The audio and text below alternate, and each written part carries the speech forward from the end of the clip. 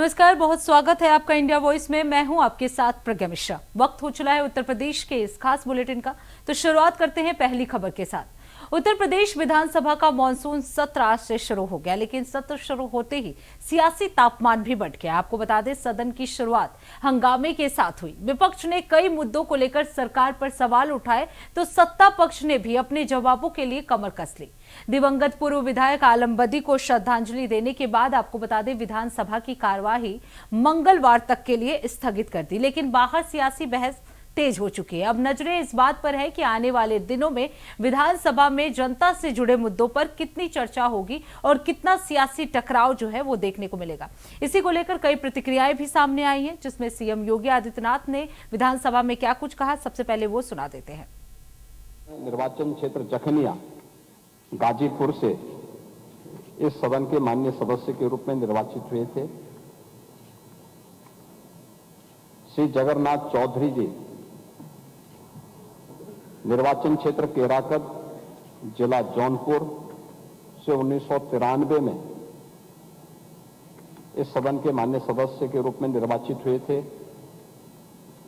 श्री राम प्यारे आजाद जी निर्वाचन क्षेत्र महाराजगंज, जिला महाराजगंज से 1991 में निर्वाचित हुए थे। श्री गोपीनाथ वर्मा जी 1980, 1988 के उपचुनाव और 1989 निर्वाचन क्षेत्र टांडा जनपद अंबेडकर नगर से इस सदन के माननीय सदस्य के रूप में निर्वाचित हुए थे। श्री यशपाल सिंह जी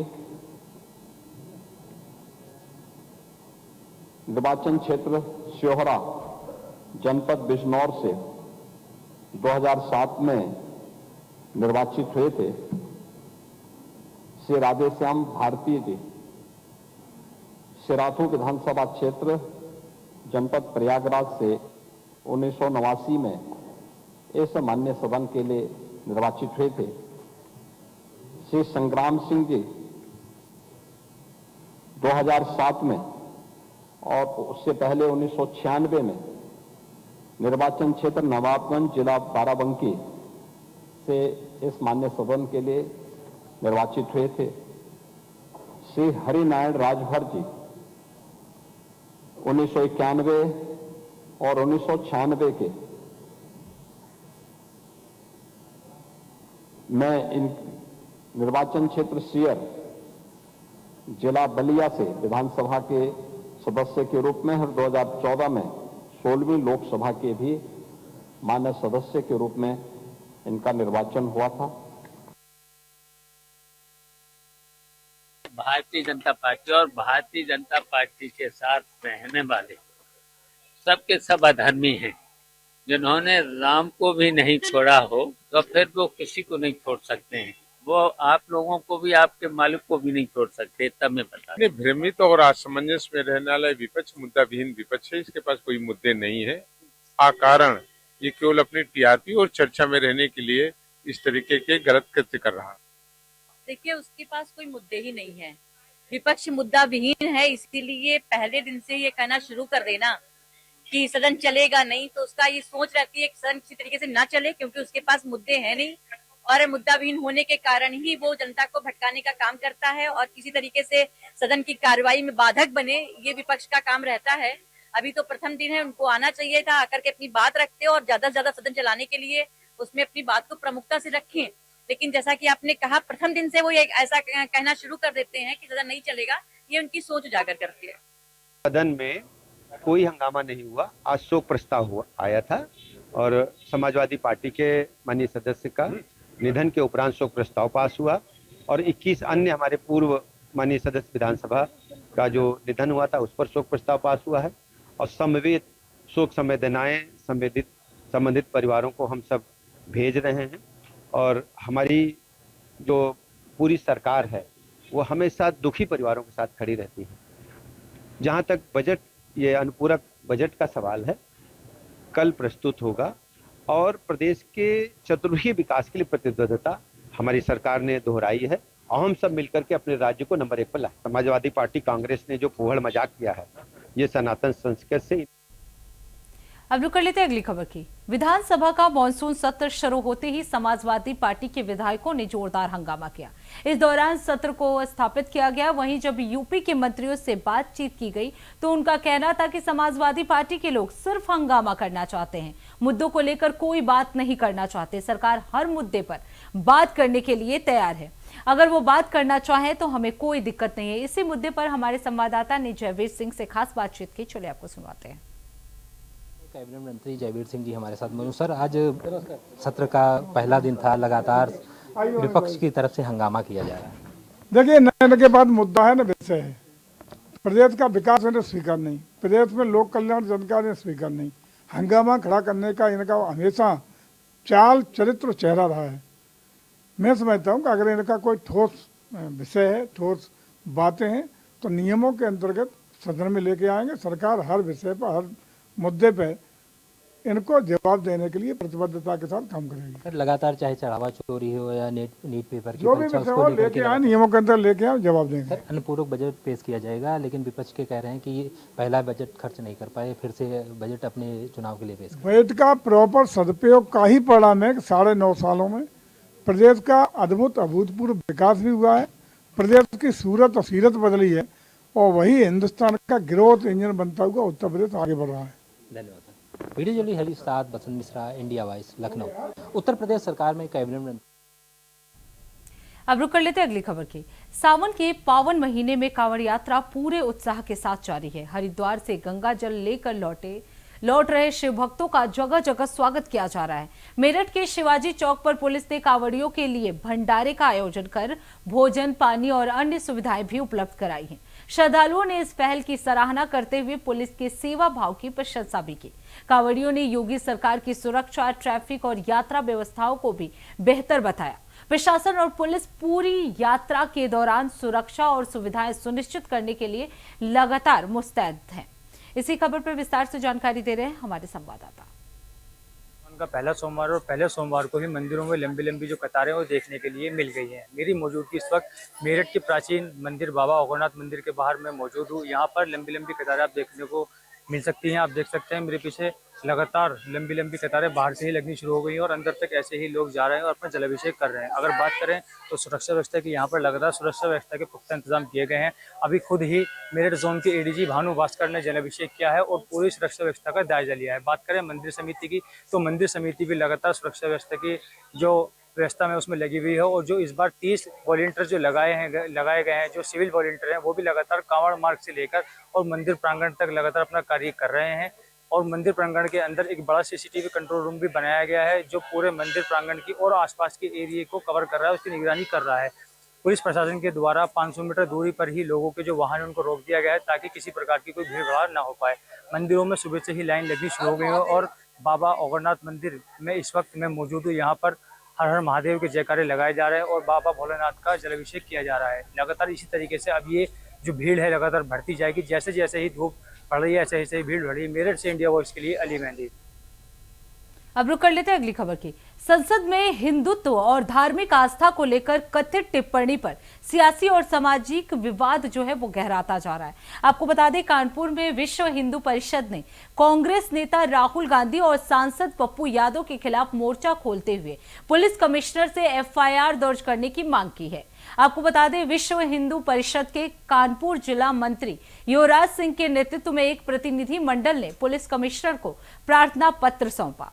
बीएचई का आरोप है कि संसद में हिंदुत्व और भगवान राम से जुड़ी धार्मिक आस्था का कथित तौर पर अपमान किया गया है, जिससे करोड़ों लोगों की भावनाएं आहत हुई है।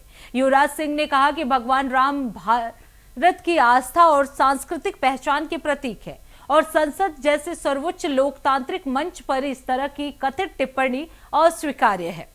संगठन ने मामले में कानूनी कार्रवाई करते हुए राहुल गांधी और पप्पू यादव के खिलाफ एफआईआर दर्ज करने की मांग की है। अब इस मांग पर पुलिस का क्या कदम होता है और आरोपों पर संबंधित नेताओं की क्या प्रतिक्रियाएं आती हैं, अब इसी पर सभी की निगाहें जो है वो टिकी हुई हैं।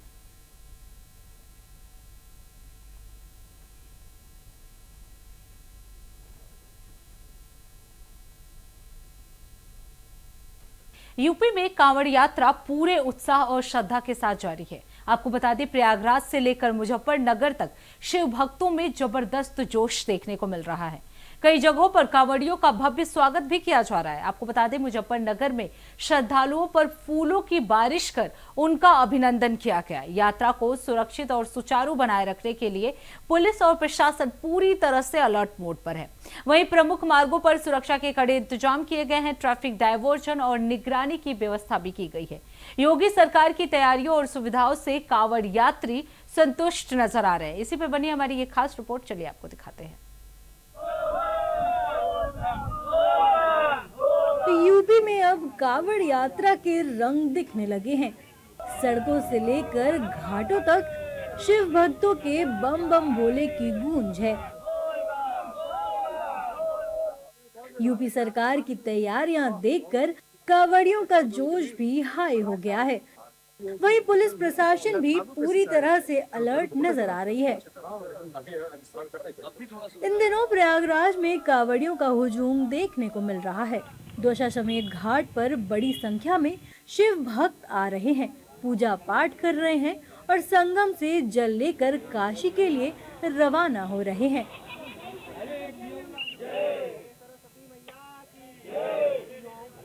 प्रयागराज जिला प्रशासन ने घाटों पर अच्छी व्यवस्था की है।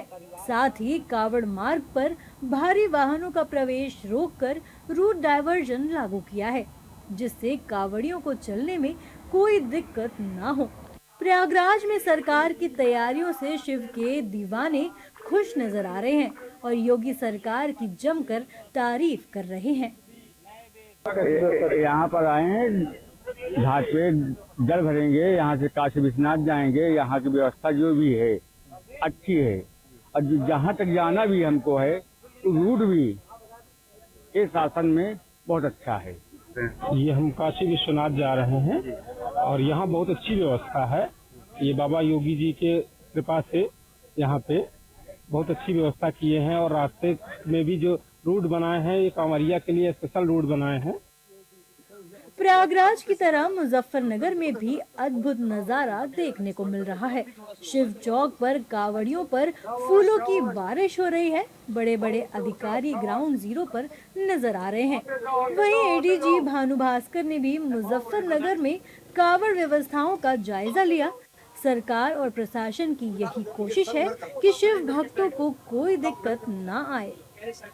वहीं फर्रुखाबाद में भी कांवड़ यात्रा को लेकर प्रशासन पूरी तरह मुस्तैद नजर आ रही है। सभी को निर्देशित किया गया है, जो हमारे मुख्य घाट हैं जहां से जल उठान होगा वहां पर सभी व्यवस्थाएं सुचारू रूप से देखें, जहां पीने के पानी, शौचालय की व्यवस्था, लाइट की व्यवस्था, साथ ही साथ पूरे रूट की निगरानी सीसीटीवी कैमरे और ड्रोन के माध्यम से किया जा रहा है। पूरी कोशिश रहेगी कि ये पूरा जो यात्रा है वो सकुशल संपन्न हो। वहीं प्रतापगढ़ में कांवड़ियों के लिए विशेष इंतजाम किए गए हैं। जिले में 20 हेल्प डेस्क बनाई गई है। 20 महत्वपूर्ण पॉइंट्स पर ये इंटीग्रेटेड चेक पोस्ट बनाए गए हैं।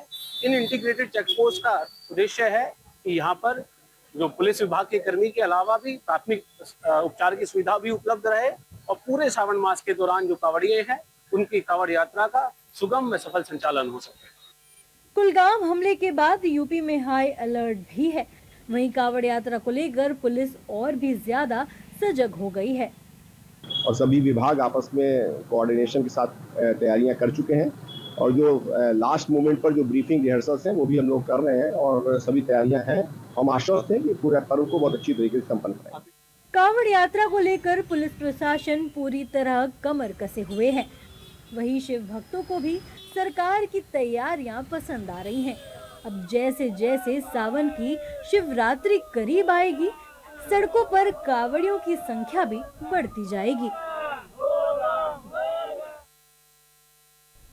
अब रुक कर लेते हैं अगली खबर की। कुशीनगर में पत्थरी के ऑपरेशन के बाद एक युवक की मौत से परिजनों में आक्रोश फैल गया है। आपको बता दें, ये पूरा मामला जो है वो रविंद्र नगर थाना क्षेत्र के रविंद्र नगर घुस स्थित सांकृति हॉस्पिटल का है, जहां चौरासाख में एक बनकटा बाजार के निवासी मृत्युंजय गुप्ता का करीब 10 दिन पहले पथरी का ऑपरेशन हुआ था। परिजनों का आरोप है कि ऑपरेशन के 3 दिन बाद युवक दर्द से परेशान था, लेकिन अस्पताल में न सिर्फ ड्रिप लगाकर उसे घर भेज दिया गया, बल्कि रविवार रात तबियत बिगड़ने से उसे दोबारा अस्पताल लाया गया, जहां इलाज के दौरान उसकी मौत हो गई।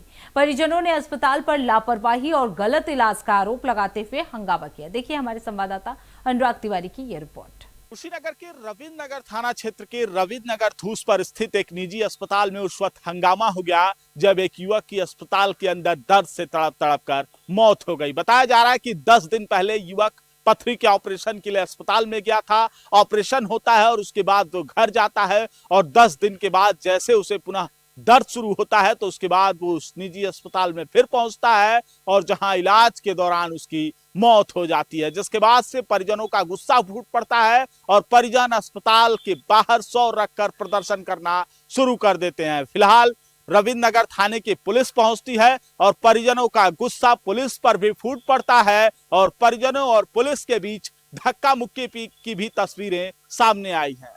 फिलहाल दर्द, ऑपरेशन और जिसके बाद युवक की मौत से जुड़ा ये पूरा मामला कुशीनगर के रविंद्र नगर थाना क्षेत्र के रविंद्र नगर धूस पर स्थित एक निजी हॉस्पिटल का है। अनुराग तिवारी, इंडिया वाइज, कुशीनगर। अब रुक करते हैं अगली खबर की। सावन के पहले सोमवार पर देश भर में भगवान शिव की भक्ति का धूम देखने को मिला। आपको बता दें, शिवालयों में भक्तों की लंबी कतारें लगी और कांवड़िए पूरे श्रद्धा भाव के साथ मंदिर पहुंचकर जलाभिषेक किए। इसी बीच रावण के वेश में एक कांवड़िया लोगों के आकर्षण का केंद्र बना हुआ है। रावण का रूप धारण कर कांवड़िया ने भक्ति के साथ शांति, सद्भाव और सामाजिक जिम्मेदारी का संदेश दिया।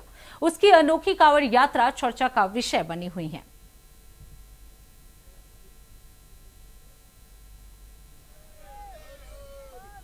खास संदेश ये बोले, अपनी बहन बेटियों को सुरक्षित रखो, जो ये दरिद्र समाज में बैठे हैं इनसे बचाए रखो और हर बहन के लिए एक रावण तैयार हो जाओ, जैसे उसने अपनी बहन की रक्षा की और इन्हीं के हाथ से कटवाओ। मैं बोले हरिद्वार से चले हूँ और दिल्ली पहुंचूंगा। मेरे पास मात्र भोले को प्रसन्न करने के लायक जल लेके चला हूँ। मैं निहाल बिहार रावण का किरदार निभाता हूँ दिल्ली में। बोले मैं समय प्रभात शिवालय में जल चढ़ाऊंगा।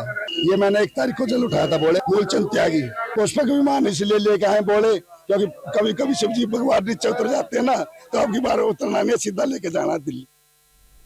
अब रुक कर लेते हैं अगली खबर की। गाजियाबाद के मसूरी थाना क्षेत्र में 16 वर्षीय किशोरी से दुष्कर्म के मामले में पुलिस ने फरार चल रहे 2 आरोपियों को गिरफ्तार कर लिया है। पुलिस ने वारदात में इस्तेमाल की गई कार भी बरामद कर जब्त कर ली है। आपको बता दें, पीड़िता की मां की शिकायत पर 1 अगस्त को बीएनएस की धारा 70(2) और पॉक्सो एक्ट के तहत मुकदमा दर्ज किया गया था। पुलिस टीम ने सीसीटीवी फुटेज और मुखबिर की सूचना और अन्य इनपुट के आधार पर कार्रवाई करते हुए दोनों आरोपियों को ढेरा रोड से पकड़ लिया है। गिरफ्तार आरोपियों से पूछताछ के बाद आगे की कानूनी कार्रवाई की जा रही है।